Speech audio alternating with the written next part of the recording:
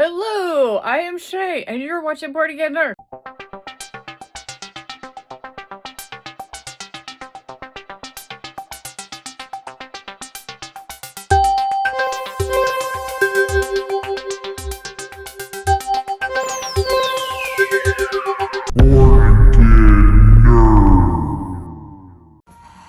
What's up, guys? Thanks for tuning back. I just got this unit, like a couple days ago. And, I had to do some work to it because it does not come with any games. It just comes with firmware. So I had to get that all fixed up and ready to go. So I'm sorry it took a little time. I have so many units to review, I'm kind of trying to catch up, so bear with me. This came in a few days ago. I figured that I'd get a first impressions video out there now in case somebody is curious about it and they want to do some more investigating and see if it's right for them. I will point out some things that I did find out right away that I feel that it's important to share what I have found out already about this handheld. Some of the things that I have found that may not be desirable for your needs. So, first up, if you want to know the specs or whatnot, it is a cm3 plus. It will go online, and the only way to add your ROMs or your games to your unit is through Wi-Fi connection. So, if you don't have Wi-Fi connection, you're going to have a really, really, really hard time getting games on this thing. It will not read, according with the firmware that's provided by Waveshare using Recalbox. You do have the option to use RetroPie if you want, but I went with the RetroPie, or the Recalbox, and was able to get online and transfer my games that way. It does take let's just say this, it was very slow process to get the games I have on this thing now. So in this quick little video, I am going to try to really just speed right through it, give you the no-nonsense review, my first impressions. Now, again, some things I'm just not exactly sure about, so definitely want to keep that in mind, that there might be some stuff that I'm still trying to figure out. But without further ado, let's get started. I wasn't expecting this unit to come until March, but I got it early, so, and not very many people know about it yet. So this is called a GPM280. Now, I want to make a disclaimer that this cannot play any games that requires the analog stick. I mean, it can play it, but you don't have an analog stick, so it can't really map it. The mapping is actually a Super NES controller. So, you're not going to be... It'll play the game, but you won't be able to play the game, is what I'm saying. You won't be able to control very well, unless you know how to program it to work for you, then maybe. But not for me. So, with that out of the way, I'm not going to show... Just to be clear, I'm not going to show any N64 gameplay. I really haven't spent a lot of time with this unit, so I can't really... I can't really say for certain what this thing is. It's not a Game Boy Micro at all. That would be this little unit. This little unit here. It's fine, I promise. And, so, this, actually, I thought it was going to be this size, but it turned out to be much bigger. It's, like, really close to a BitBoy Pocket. They're similar in size, very much smaller screen, but they're going for the aesthetics of the Game Boy Micro, and that's, yeah, okay, so I didn't get the Game Boy Micro that I was wanting, that I was hoping for, but for the most part, it does play GBA, and Nintendo, Sega, and all the other stuff, so let me hop out of here real quick. Let me just give you a rundown. This is going to be a quick video, guys, so let's... I had to put an image together because it doesn't really come with one, so I made up one. And, get some gameplay in. Alright, a little bit of Sega Genesis or the Mega Drive, wherever, depends where you're at. I don't know how to play this game, so I'm going to do my best, guys. So, first impressions of this unit. Well, this unit, let me just clarify what it is exactly. It is a cm3 cm3 plus, which means it has Wi-Fi to it.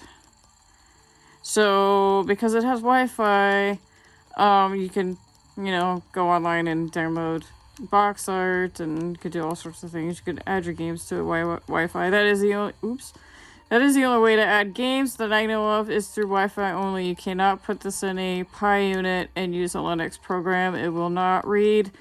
You don't have file permissions. And I'm talking about the recap box that's already pre-configured for this unit that I got from Waveshare themselves. My D-pad was sticking there for a second. So build quality. Well, that's a hard one to answer because I just got it, and, you know, for the amount of money I paid for it, I'm not quite sure how to answer that, honestly. So, let me pick a different game. So, build quality seems to be really good. This is an OLED, I think it's called an OLED, IPS panel, and it's high resolution. I think is 640 by 480, which is actually really good resolution. Makes the pictures look really sharp. You have your power and your select here. You have your TF card goes to here. You have your power supply, and you have two shoulder buttons up here, just the two here. Then your volume rocker, and it does have an a headphone jack, and then it's powered by a USB mini. So anyway, couple thoughts though with this thing. The gameplay, I've only managed to get an hour of gameplay each time per charge. That's an hour of gameplay. That's not ideal and great at all. In fact, that's very disappointing. But even if I turned off the Wi-Fi, I still was able to get about an hour's worth of playtime before it turns red. Right now it's halfway since it's blue. When it's green, it means it's full. When it turns red, it means it needs to be charged. So it's got an okay battery indicator, I guess, but it just seems like about an hour, that's about it. That's all this thing can handle. It's only a 1500 milliamp battery, so powering a very power hungry type screen. So yeah, the buttons feel a little weird. The D-pad is very mushy, like kind of like DS feel. There's no ridges or anything, which I really wish they would have put ridges, but they didn't, so it's real smooth instead. The shoulder buttons they work, but they're clicky. Overall, it looks beautiful. I mean, the screen alone is just amazing. The buttons feel a little, I think that's my biggest complaint, is how the button feels. Now, when I first got it, I didn't like my A button. My A button wasn't working. Now my B button's is messing up my A buttons better. So I think it's just, I just need to get the hang of it, break it in a little bit. I just got this like literally a couple days ago. So there's not a lot of info on it online. It is like, if you've already got like a unit that plays PlayStation games and whatnot, this is not for you. This is a unit that's designed for just nostalgic and for, I guess, appeal and novelty. That's really it. It'll play all your SNES games, all of them. It will play pretty much all PS1 games.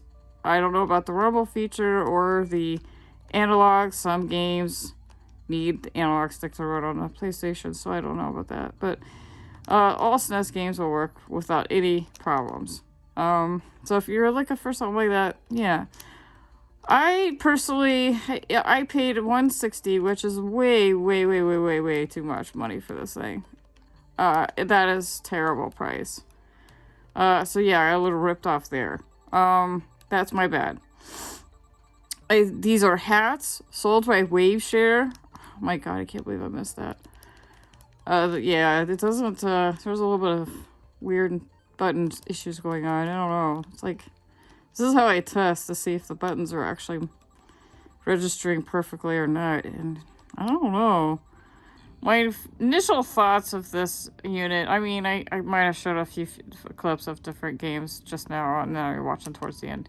This is going to be a fast review because I really am working on this unit still. So, is it worth the price tag of what it's going for? I think you can buy these on AliExpress for $120, but it's just for the case. That's not the pies back here. You would have to have your own pie. So mine was expensive because it was already put together for me. I just had to make the image myself. So it does not come with games. It might come with like a few bootlegs, maybe a few games here and there, but it does not come loaded with games. So FYI, if you're in the market for something like this and want to be a little bit more nostalgic, and if you've got big hands and really wanted to try the micro, then this might be something for you. Just know that it will not play anything past the 32-bit error. It will play all SNES games. So comment below if there's a game you want me to play on this thing. Let me know. And meanwhile, I'm just gonna play a little bit of Bloody Roar, so you can get an idea how it plays. And then I'm just gonna leave it with that. Okay? Sound good? All right. And yeah, in time I'll do more coverage on this unit if you want. It does get warm. It's one of my pet peeves. It does get warm. It's got vents back here, but the screen is really hot. The battery only lasts for about an hour. So it's not perfect. And it was expensive, so just kind of factor that in. But like I said before, I think it's more like a novelty type unit for those who really like the micro, or big fans of the micro. Kind of like there's fans for like the Super, I don't know, the Super SP or this SP. Which I am a big fan of the SP, so that's why I had to get this one too, because I really like the micro. So this looks cool. Let me zoom in so you guys can see the screen. It's about as close as I can get, guys. Let me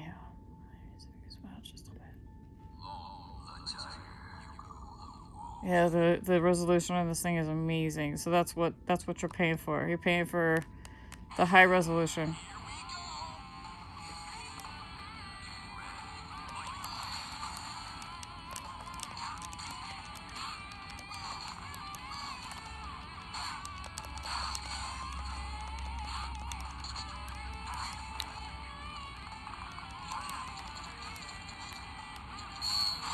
Hold me in, get my butt kicked.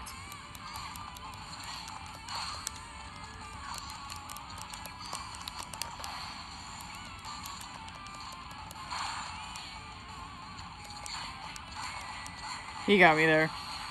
So, anyway, I hope you enjoyed. If you want to see more, again, comment below. I will do more games in the following weeks because there's more units and stuff that I'm reviewing currently at the same time. This is just a quickie, just to let you know that this came in and I'm working on a review and if it's worth the money or not. It's still a little bit too early for me to give a full review, but at least this is a start that make the awareness that this unit does exist. And it's pretty cool from what I gathered. Alright, so that's it for this episode. Hit the like, hit the subscribe if you haven't already. Thank you so much if you have already. And until next time, please check back with the channel. I also have a bornagainNerd.com website if you want to check out some more updates there. I'm going to be starting to post updates daily and maybe even weekly, daily, that kind of thing of stuff that I run into. So if you want to check that out, note it, I guess. Write it down. Anyway, that's it. Until next time, I'm out of here.